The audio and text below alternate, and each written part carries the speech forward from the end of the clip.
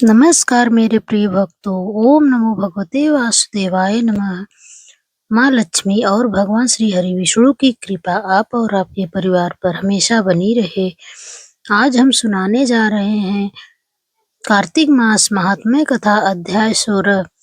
राजा पृथु ने कहा, हे नारद जी, ये तो आपने भगवान शिव की बड़ी विचित्र कथा सुनाई है। अब कृपा करके आप यह बताइए कि उस समय राहु पुरुष से छुटकारा कहाँ गया? नारद जी बोले, उससे छूटने पर वह दूत बर्बर नाम से विख्यात हो गया और अपना नया जन्म पाकर वह धीरे धीरे जलंधर के पास गया। वहां जाकर उसने शंकर की सब चेष्टा कही। उसे सुनकर दैत्यराज ने सब दैत्यों को सेना द्वारा आज्ञा दी। काले नेमी और शुंभ निशुंभ आदि सभी महाबली दैत्य तैयार होने लगे। एक से एक महाबली दैत्य करोड़ों करोड़ों की संख्या में निकलकर युद्ध के लिए जुट पड़े। महाप्रतापी सिंधु पुत्र शिव जी से युद्ध करने के लिए निकल पड़ा। आकाश में मेघ छा गए और बहुत अपशकुन होने लगे। शुक्राचार्य और कटे सिर वाला राहु के सामने आ गए। उसी समय जलंधर का मुकुट खिसक गया, परंतु वह नहीं रुका। उधर इंद्रादिक सभी देवताओं ने कैलाश पर शिव जी के पास पहुंचकर सब वृत्तांत सुनाया और यह भी कहा कि आपने जलंधर से युद्ध करने के लिए भगवान विष्णु को भेजा था। वह उसके वशवर्ती हो गए और विष्णु जी लक्ष्मी सहित जलंधर के अधीन हो उनके घर में निवास करते हैं। अब देवताओं को भी वहीं रहना पड़ता है। अब वह बलि सागर पुत्र आपसे युद्ध करने आ रहा है, अतएव आप उसे मारकर हम सबकी रक्षा कीजिए।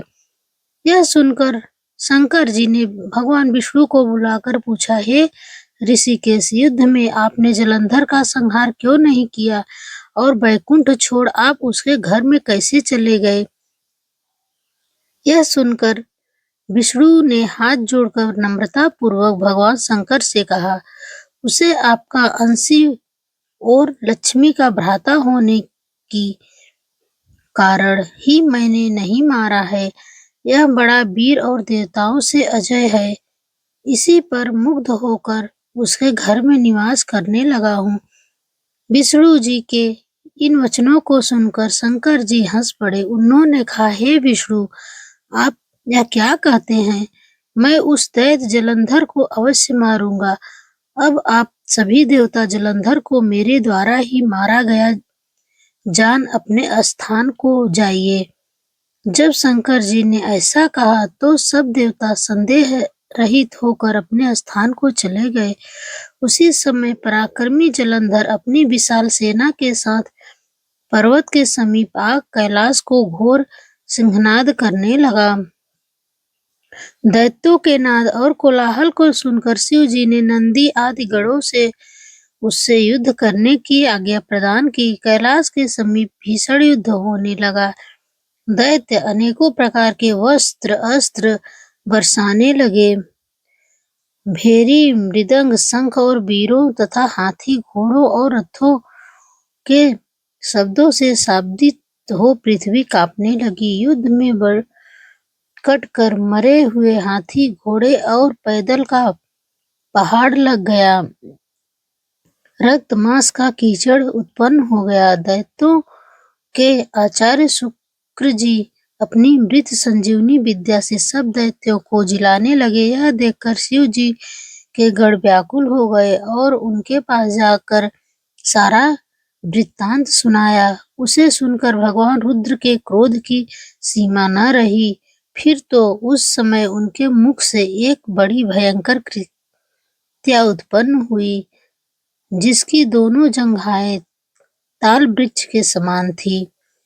वह युद्ध भूमि में जा सब असुरों का चौड़ करने लग गई और फिर वह शुक्राचार्य के समीप पहुंची और शीघ्र ही अपनी में गुप्त कर लिया। फिर स्वयं भी अंतर ध्यान हो गई।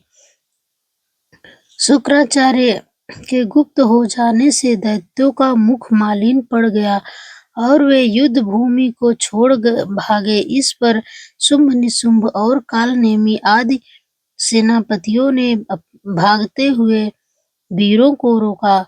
शिव जी के नंदी आदि गणों ने भी, जिससे गणेश और स्वामी कार्तिकेय भी थे, दैत्यों से भीषण युद्ध करना आरंभ कर दिया।